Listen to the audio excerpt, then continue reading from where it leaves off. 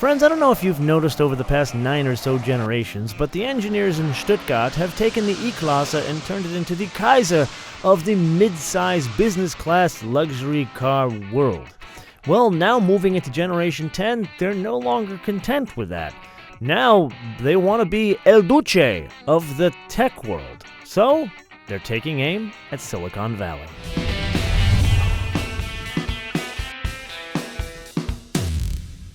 You and I have a very important job to do today, and it is not unpacking the numbers of an engine that we have driven multiple times before.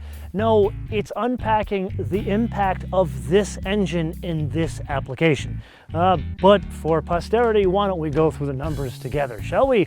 Say it with me. 241 horsepower and 273 pound-feet of torque that comes in at 2,000 RPM, connected to a 9G Tronic 9-speed transmission. Now one asterisk here that wasn't in that C-Class coupe that we drove. This is all-wheel drive. The C-Class coupe was not all-wheel drive. But really what's important is, yes, it's a 2-liter 4-cylinder turbocharged direct injected engine, but this is the first time you and I are driving it in a mid-size luxury business class car that frankly is the most important product in the Mercedes Benz lineup. So with that, no pressure. And really plenty of power. I'd be lying to you if I said this thing is slow. But let's switch. Let's go to the Sport Plus mode. Because really, I don't want to waste my time between comfort and sport. It really, I've spent now over a week with this thing, and the differences in terms of the throttle mapping are clearly between Eco and Sport Plus. And what's happened here is we've changed the throttle mapping and the transmission mapping. Notice this thing's actually got a good amount of pulling power. But here's the catch. It's a 4-cylinder engine in now a mid-size luxury business class vehicle. I know it's a lot of descriptors, but I can't sit here and complain this thing is underpowered. But what I can complain about is, and this just annoys the crap out of me, I don't like the way this thing sounds. I don't love the way this works in this car. And is that a hell of a lot to complain about? No, because at the end of the day, these are like upper middle class people's problems. I won't say rich because we're not driving an S-Class. I don't have a specific way in which to convey this to you unless you were sitting right there in that seat next to me with your butt planted in this car. But it's something like the difference between like the 4-cylinder engine in an economy car and like a silky smooth inline 6. That's kind of what I expect from one of these things. Like my first exposure to an E-Class was the 86 inline 6 with 177 horsepower. Back then, 177 horsepower and 6 was like unheard of. But man, oh man, that thing, who cares if it had 177 horsepower? That thing could deliver power beautifully. Like my friend in high school, his mother got one of those things, and man, I didn't know anybody that owned a Mercedes except for her. And even she became a lead foot in that thing.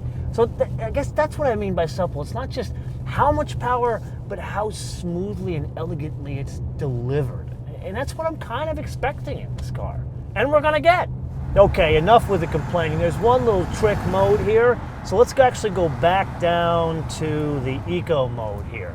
So now the car kind of slows down. We're in our chivalry mode right now.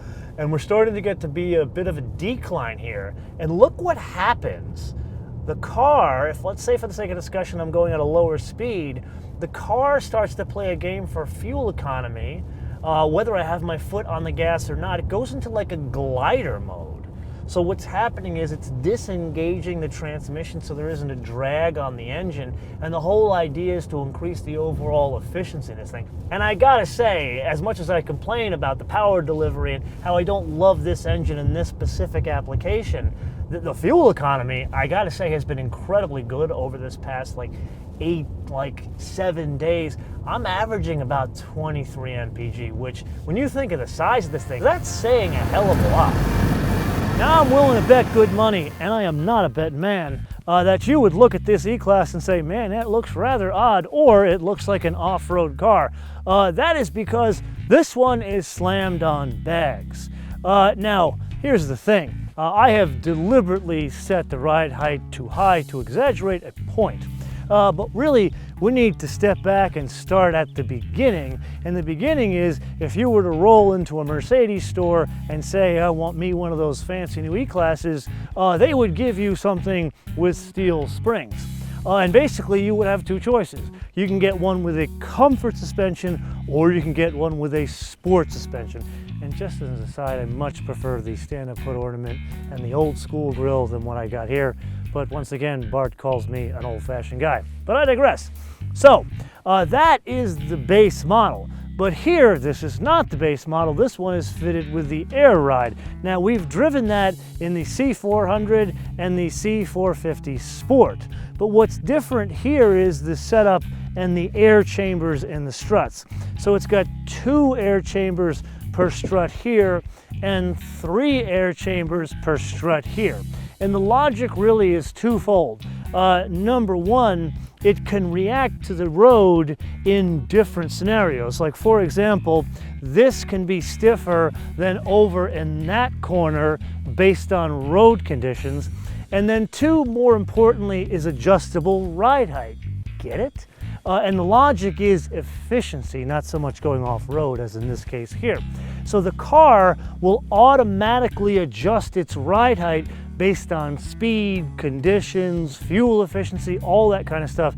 I do have to say, in the first couple of days I've been driving it, I did have to get used to this aspect of its driving dynamics, and I must say it gets rather loud with the air adjustments as you walk away from it.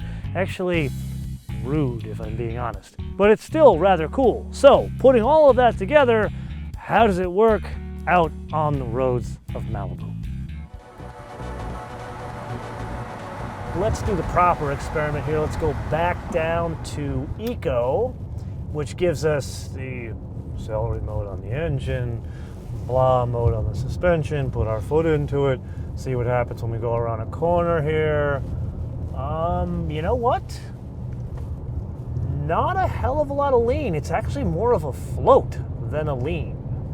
Let's do this again to confirm. Let's put our foot into it. Please don't try this at home. Yeah, it's a little bit of a float, not much there. Now that's a big function of the construction method we talked about in the tech review. Remember, it's the hood, the fenders, the trunk lid, and even the bits of structure in the front and the rear are all aluminum. Now there are bits that are still like the cage here. All this stuff is very high strength steel. So the combination of all of those things together makes the overall car a bit lighter but still stronger. But keep in mind, you still have that longer wheelbase. So all of that comes together to make it a more, I guess, a more robust package. That's why we don't get the lean. We get a little bit of the bounce because it's the dampers that are now being isolated because the structure has changed. Okay, let's put aside this mode. You know what? Let's skip comfort. Let's go into sport mode. There's a nice couple of turns coming up here. Put our foot into it, brake, come around. And much more confident. I would say you can overdrive the car a little bit here, even in sport mode, because the dampers are not really up to it. You know, you're still a bigger car. This is, again, business class, like mid-size luxury car. It's not designed to really do this, but it's much more composed in the sport mode. Okay, so now we're getting to one of my favorite parts of my secret road here. Let's switch to Sport Plus. Come around this beautiful declining radius turn here. And this is what? The stiffest, like most badass version of the dampers here in the E300. And it actually kind of works. Is it like that AMG C63 coupe we drove on Circuito Ascari? Absolutely not. So I would say this is where the E43 is going to pick up probably like the middle of the setup in the E43 and probably the lowest in the E63. And this is a damn good place to start in both of those cases. So at the end of the day, does this work? Yeah, but is this going to be a car you and I would take to a track? No, it's definitely not. But what's interesting is this most dynamic mode, really, it's like putting a magnifying glass on the amazing engineering that went into the platform, meaning all of those changes in the construction, as well as how they set up the dampers, the subframes, suspension, all those kind of bits.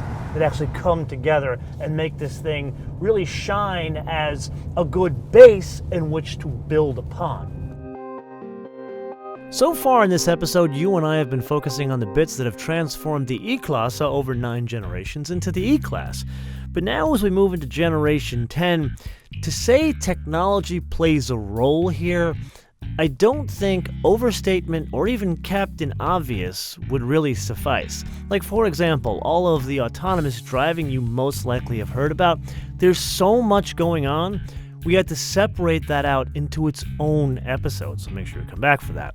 But there's still more technology beyond that, but not technology like for the sake of technology. It's technology at the intersection of design.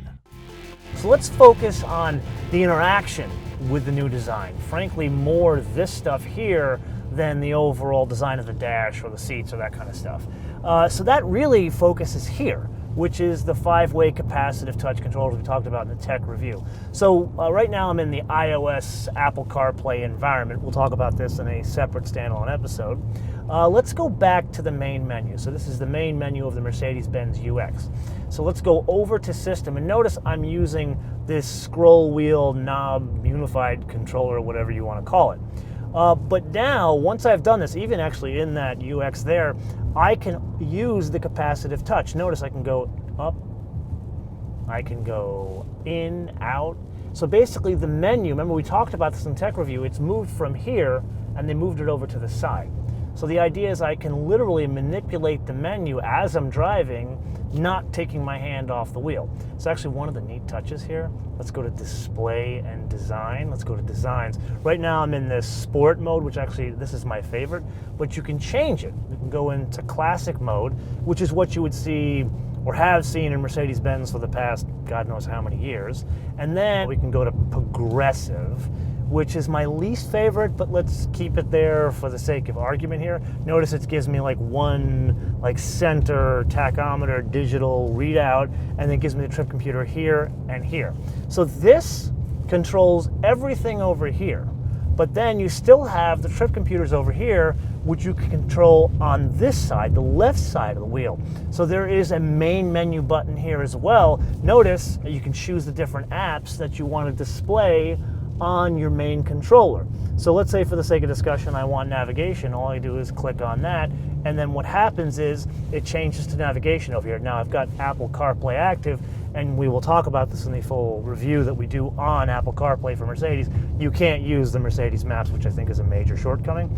Okay, so yes, this is incredibly flash, I will admit that, but net, how does it work? And more importantly, how long does it take you to get used to this or get comfortable to it? My first exposure was in a TV studio in Stuttgart in December of 2015 with 4 of these cars basically sitting there going nowhere. So I could take 5 minutes and I was kind of there using it. But now you got all these different planes of motion and input coming at you where you're increasing the speed, going around turns, and you want to change the display. So actually better yet, let's do something much cooler. Let's go to Vehicle, Seats. I want to go and put the massage on. But look at this, I'm doing this as I'm going around some turns. Actually, you know what I found? Just as a fun fact here, the wave massage is the one to have. But anyway, notice that. I'm playing around with this, going through these menus here, and it is taking my attention away from the road. So I got to take my hat off to the Mercedes engineers. Notice what they've done. They've had buttons, hard buttons like knobs and toggle switches, the functions that you use the most, like HVAC or the menu, all that kind of stuff is simple stuff you don't even have to think about. Like here, menu, and I'm back to the main menu. I don't have to spend a lot of time looking away from the road. I would argue there's some things missing here, like for example, I showed you that seat thing for a very specific reason. In an S-Class, there's a button for it, in addition to this, where here there's no button for it. So I think this is a great step forward, and actually this is a nice thing once you get used to it. It took me about 3 days, but once you get used to it, you no longer are kind of fumble through, you know where everything is. But ultimately, I like the combination of this 5-way capacitive touch, but with hard buttons. And I'll admit, I've said this to you, God knows how many episodes, I don't know, for the past 7 years. I don't like these unified controllers. I much prefer like all the buttons on the dash, and here you actually have both. So in summary, what do we got? Well, to answer that question, we need to separate this into two columns. Number one, the car itself, and number two, let's call it the handy-dandy carrying case for the technology that is from like Silicon Valley, Germany, Silicon Alley, MIT, Silicon Beach, wherever the hell they make technology for these kind of things. So let's start with the easy bits, and that is the car. Yes, design is rather subjective here, but I will go down on record as saying walks away from the competition in that regard. Then there's the engine. Now, we love this engine in the C-Class, but if I'm really honest, don't love it in this application. And it's, you know, it's like the Greeks say, it doesn't have that certain thrasas, that certain soul. But really, I'm not going to nitpick on this because we already know the PS to this. There's going to be an E43 and there's going to be an E63, so I feel there is more thrasas to come. But more importantly, there is that platform. And we talked about in the tech review, there is different construction techniques, different construction materials, as well as a bigger platform, unusual in today's world to get bigger rather than smaller. So what they've done is build a foundation for which to grow. Is this my flavor of E-Class? Probably not, but for most people who are not car guys and gals, this is more than enough. Now, let's get to the harder bits, and that is the technology. And really, we played around with a lot of technology in this episode, but we need to kind of put it all aside, because I would argue this is not about whether the car drives itself at 131 miles an hour or changes lanes and you can fool your friends with that party trick. It's really that this is a signpost. This is the first time you're seeing this kind of technology in a car that is not the same price of a house in like Dallas-Fort Worth. But that's a very cerebral view of technology. Now I need to turn this around to you guys, and not the usual would you choose this car or that car type of question. No, this is a question of the impact of technology on the marketplace, specifically the car marketplace. So my question is really very simple. Would you choose this or something like it because of the raft of technologies for the first time ever in one carrying case? Or, wait for it, would you avoid this car or something similar like the plague because of this raft of technologies on offer for the first time in one handy carrying case? And don't just tell me you would choose this way or you would choose that way. Let me know why. And you know what, for good measure, let me know what technologies you have and use daily in your current car. Let me know in the comments below or via our social media, MotoManTV all in word, MotoManTV all in word, Facebook, Twitter, and Instagram. And with that, I want to leave you with two things. Number one, make sure you download our fancy new and updated mobile app for free from Google Play or Apple iTunes. And number two, a fun fact. So do you guys remember back in the day when Mercedes, we're talking like in the 70s, the taillights, they used to be like, they almost looked like Legos because they were so functional, and the whole purpose was they were ridges so ice and snow couldn't build up on the taillights, so it would improve winter visibility. Well, we have gone through just about everything in this car over a tech review and now a full first drive review. The one thing we didn't go over was the taillights. So there is a similar technology like that helps visibility, but it's really more design, and it's called Stardust. Really. Once again, a fancy name from Stuttgart. So until I see you next time, bis später.